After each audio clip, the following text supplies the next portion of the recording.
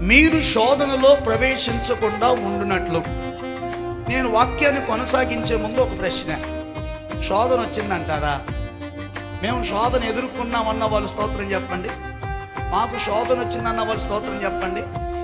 చిన్నోళ్ళ దగ్గర నుంచి పెద్దోళ్ళ దాకా క్రైస్తవ జీవితం జీవించేటప్పుడు ఖచ్చితంగా వచ్చేది ఏంటంటే మనకు శోధన వస్తుంది. శోధన రాకుండా ఏ క్రైస్తవ జీవితం పరిపూర్ణత కలగదు, పరిపూర్ణం చేయబడలేదు.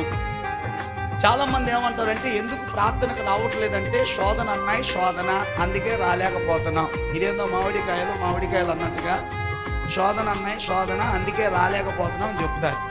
ఎవరికి రాలేదు చెప్పండి? శోధనలు ప్రార్థనకు వచ్చే ప్రతి ఒక్కరికి ఖచ్చితంగా శోధన వస్తుంది.